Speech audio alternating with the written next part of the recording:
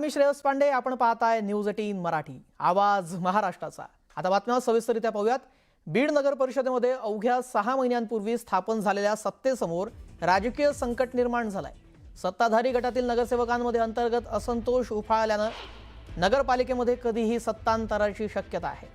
कट्टर राजकीय प्रतिस्पर्धी असलेले भाजपचे योगेश क्षीरसागर आणि आमदार संदीप क्षीरसागर एकत्र येण्याच्या हालचाली सुरू झालेल्या आहेत।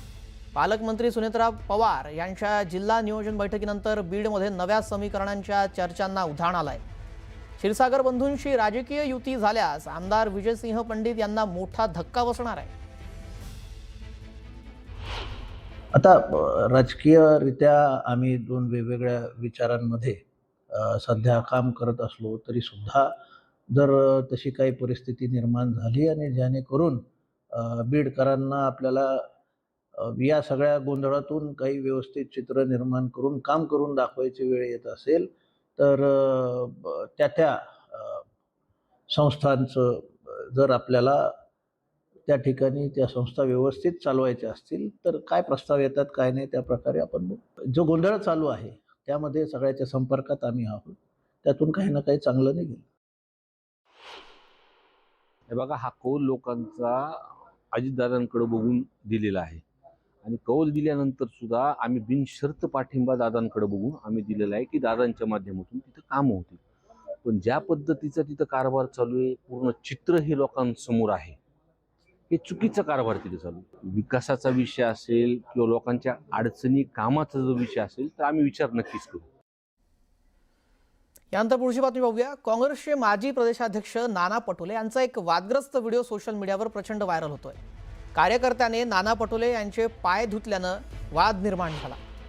व्हिडिओ व्हायरल होताच नाना पटोले आणि काँग्रेसवर टीका करण्यात येते।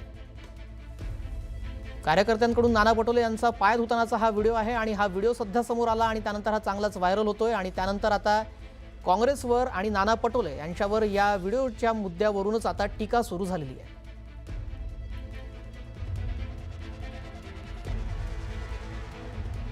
यानंतर पुढची बातमी पाहूया। देशामध्ये पुढील काही दिवसांमध्ये केंद्रात मोठी उलथापालथ होईल असा दावा केला जातोय। अशातच मुख्यमंत्री दिल्लीत जातील, केंद्रात शिक्षण मंत्रीपदी फडणवीसांची वर्णी लागेल असा दावा खासदार संजय राऊतांनी केलाय।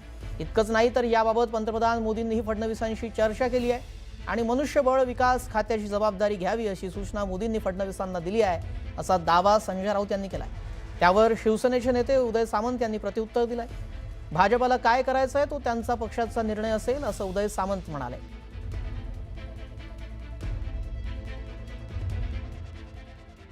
कोट्यावधी तरुणांचं भविष्य त्या खात्याशी संबंधित असतं आणि तिथेच वाळवी लागली आणि मोदींना माघार घ्यावी लागली, मोदींचा पराभव केला तरुणांनी। त्याच्यामुळे नरेंद्र मोदी यांच्या मनामध्ये असं आहे की या खात्यासाठी एक दूरदृष्टीचा, उच्च शिक्षित, चांगला प्रशासक असलेला नेता नेमावा आणि या क्षणी देशामध्ये उत्तम शिक्षण मंत्री कोण होऊ शकेल तर त्याचं नाव देवेंद्र फडणवीस आहे। हे नरेंद्र मोदी नाही माहिती। देवेंद्रजी फडणवीस महाराष्ट्राचं मुख्यमंत्रीपद सांभाळायला सक्षम आणि समर्थ आहेत आणि तेच महाराष्ट्राचे मुख्यमंत्री राहणार आहेत। त्यामुळे आधी आपल्या वॉर्डातला नगरसेवक ठरवण्याचा निर्णय घ्या।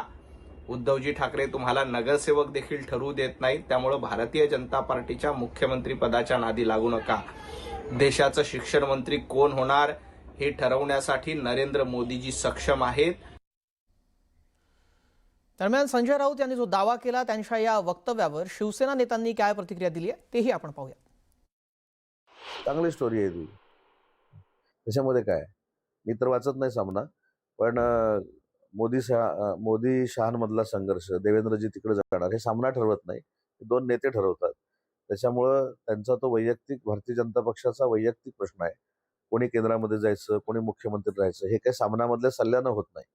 त्याच्यामुळे सामना हा तुम्ही जसं आता वाचून टाइमपास करता तसं अनेक लोक टाइमपास करतात आणि तो पेपर किती लोक वाचतात हे देखील आत्मचिंतन लिहिणाऱ्यांनी केलं पाहिजे। न्यूजपेपर सामना त्यांना मनाला वाटेल तसं ते त्यात लिहित असतात. त्यांना कुठून स्वप्न पडतात, कोण त्यांना सांगतं, देव जाणे.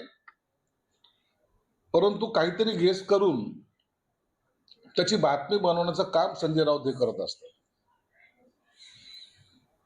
देवेंद्र फडणवीसांना केंद्रात जायचं का नाही जायचं ते त्यांच्या पक्षाचा तो निर्णय आहे.